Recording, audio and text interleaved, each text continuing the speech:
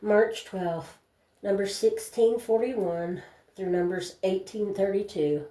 On the next day, all the congregation of the children of Israel complained against Moses and Aaron, saying, "You have killed the people of the Lord." Now it happened, when the congregation had gathered against Moses and Aaron, that they turned toward the tabernacle of meeting, and suddenly the cloud covered it, and the glory of the Lord appeared. Then Moses and Aaron came before the tabernacle of meeting, and the Lord spoke to Moses, saying, "Get away from among this congregation, that I may consume them in a moment." And they fell on their faces. So Moses said to Aaron, "Take a censer and put fire on it from the altar. Put incense on it, and take it quickly to the congregation and make atonement for them, for wrath has gone out from the Lord. The plague has begun." Then Aaron took it, as Moses commanded, and ran into the midst of the assembly. And already the plague had begun among the people. So he put in the incense and made atonement for the people, and he stood between the dead and the living. So the plague was stopped. Now those who died in the plague were 14,700, besides those who died in the Korah incident. So Aaron returned to Moses at the door of the tabernacle of meeting, for the plague had stopped. And the Lord spoke to Moses, saying, "Speak to the children of Israel, and get from them a rod from each of the father's house, all their leaders according to their father's houses, 12 rods. Write each man's name on his rod, and you shall write Aaron's name on the rod of Levi, for there shall be one rod for the head of each of the father's house. Then you shall place them in the tabernacle of meeting before the testimony, where I meet with you. And it shall be that the rod of the man whom I will choose will blossom. Thus I will rid myself of the complaints of the children of Israel, which they make against you." So Moses spoke to the children of Israel, and each of their leaders gave him a rod apiece, for each leader according to their father's houses, 12 rods, and the rod of Aaron was among their rods. And Moses placed the rods before the Lord in the tabernacle of witness. Now it came to pass on the next day that Moses went into the tabernacle of witness, and behold, the rod of Aaron of the house of Levi had sprouted and put forth buds, had produced blossoms, and yielded ripe almonds. Then Moses brought all the rods from before the Lord to all the children of Israel, and they looked, and each man took his rod. And the Lord said to Moses, "Bring Aaron's rod back before the testimony, to be kept as a sign against the rebels, that you may put their complaints away from me, lest they die." Thus did Moses, just as the Lord had commanded him, so he did. So the children of Israel spoke to Moses, saying, "Surely we die, we perish, we all perish. Whoever comes near the tabernacle of the Lord must die. Shall we all utterly die?"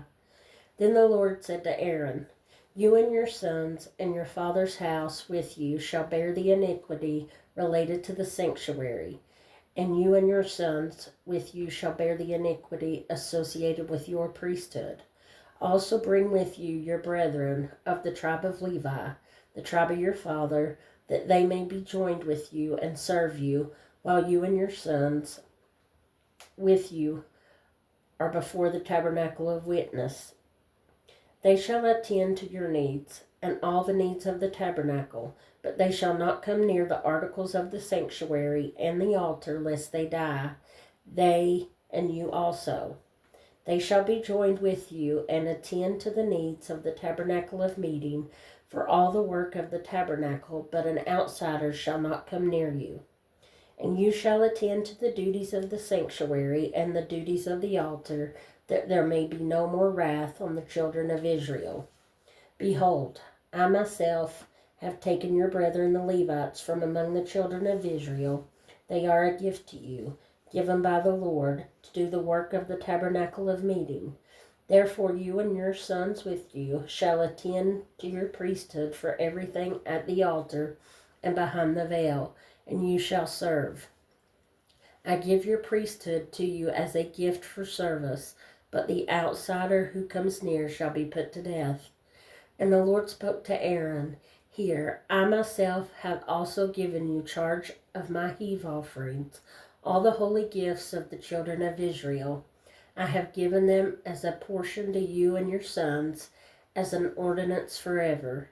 This shall be yours of the most holy things reserved from the fire, every offering of theirs, every grain offering, and every sin offering, and every trespass offering which they render to me shall be most holy for you and your sons.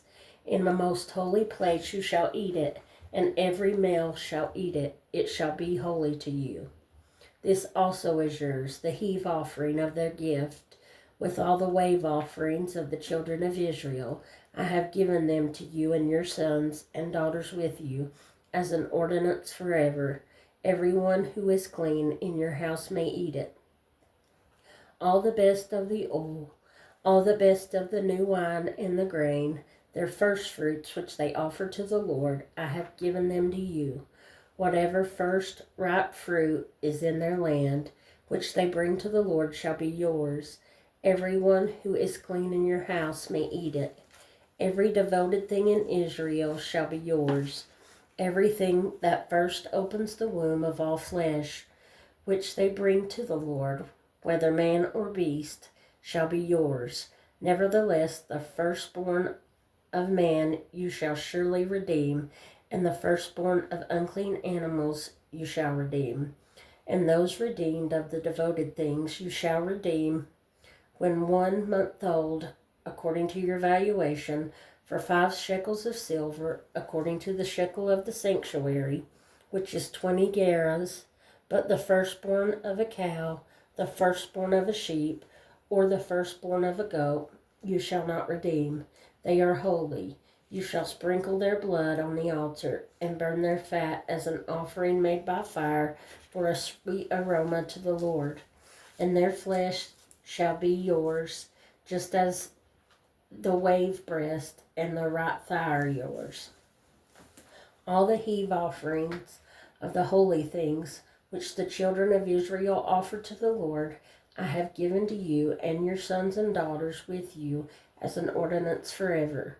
It is a covenant of salt forever before the Lord with you and your descendants with you. Then the Lord said to Aaron, You shall have no inheritance in their land, nor shall you have any portion among them. I am your portion and your inheritance among the children of Israel. Behold, I have given the children of Levi all the tithes in Israel as an inheritance in return for the work which they perform, the work of the tabernacle of meeting. Hereafter the children of Israel shall not come near the tabernacle of meeting, lest they bear sin and die. But the Levites shall perform the work of the tabernacle of meeting, and they shall bear their iniquity. It shall be a statute forever throughout your generations, that among the children of Israel they shall have no inheritance. For the tithes of the children of Israel, which they offer up as a heave offering to the Lord, I have given to the Levites as an inheritance. Therefore I have said to them, among the children of Israel they shall have no inheritance. Then the Lord spoke to Moses, saying, Speak thus to the Levites, and say to them, When you take from the children of Israel the tithes which I have given you from them as your inheritance, then you shall offer up a heave offering of it to the Lord, 1/10 of the tithe. And your heave offering shall be reckoned to you as though it were the grain of the threshing floor, and as the fullness of the winepress. Thus you shall also offer a heave offering to the Lord from all your tithes which you receive from the children of Israel, and you shall give the Lord's heave offering from it to Aaron the priest. Of all your gifts you shall offer up every heave offering due to the Lord, from all the best of them, the consecrated part of them. Therefore you shall say to them, When you have lifted up the best of it, then the rest shall be accounted to the Levites as the produce of the threshing floor and as the produce of the winepress. You may eat it in any place you and your households, for it is your reward for the work in the tabernacle of meeting, and you shall bear no sin because of it, when you have lifted up the best of it. You shall not profane the holy gifts of the children of Israel, lest you die. Mark 16, 1 through 20. Now when the Sabbath was past, Mary Magdalene, Mary the mother of James, and Salome bought spices that they might come and anoint him. Very early in the morning on the first day of the week, they came to the tomb when the sun had risen, and they said among themselves, "Who will roll away the stone from the door of the tomb for us?" But when they looked up, they saw that the stone had been rolled away, for it was very large. And entering the tomb, they saw a young man clothed in a long white robe sitting on the right side, and they were alarmed. But he said to them, "Do not be alarmed. You seek Jesus of Nazareth, who was crucified. He is risen. He is not here. See the place where they laid him. But go, tell his disciples and Peter that he is going before you into Galilee. There you will see him, as he said to you." So they went out quickly and fled from the tomb, for they trembled and were amazed. And they said nothing to anyone, for they were afraid.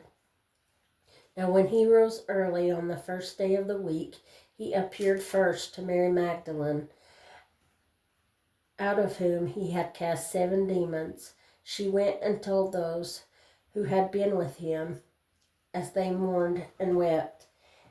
And when they heard he was alive and had been seen by her, they did not believe. After that, he appeared in another form to 2 of them as they walked and went into the country. And they went and told it to the rest, but they did not believe them either. Later he appeared to the 11 as they sat at the table. He rebuked their unbelief and hardness of heart, because they did not believe those who had seen him after he had risen. And he said to them, "Go into all the world and preach the gospel to every creature. He who believes and is baptized will be saved, but he who does not believe will be condemned. And these signs will follow those who believe. In my name they will cast out demons.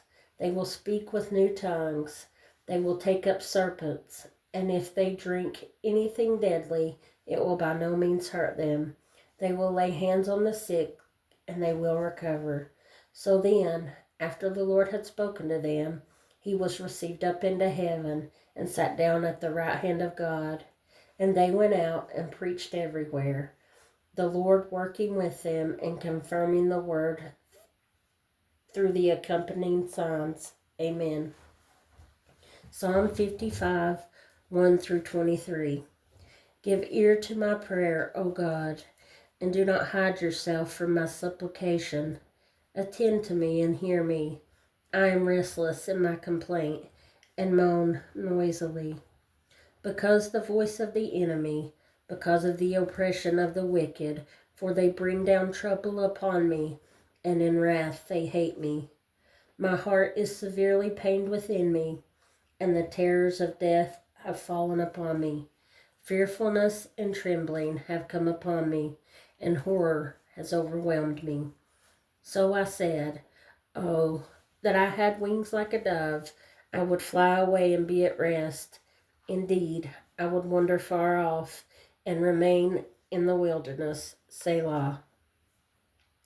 I would hasten my escape from the windy storm and tempest.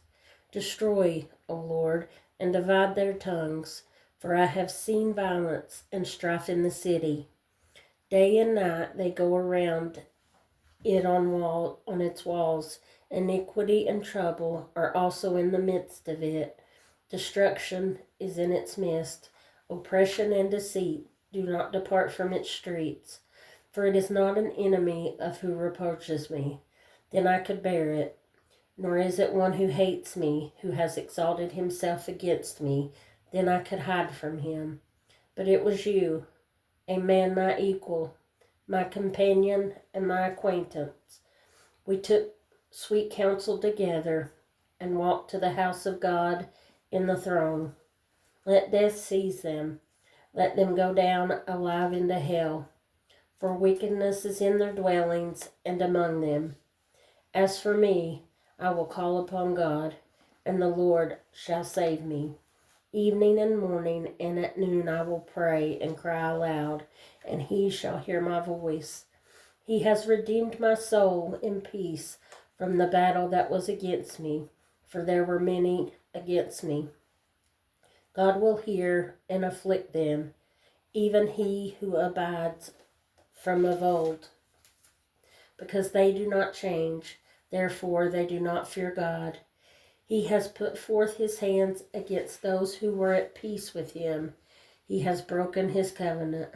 The words of his mouth were smoother than butter, but war was in his heart. His words were softer than oil, yet they were drawn swords. Cast your burden on the Lord, and he shall sustain you. He shall never permit the righteous to be moved. But you, O God, shall bring them down to the pit of destruction. Bloodthirsty and deceitful men shall not live out half their days, but I will trust in you. Proverbs 11:7. When a wicked man dies, his expectation will perish, and the hope of the unjust perishes.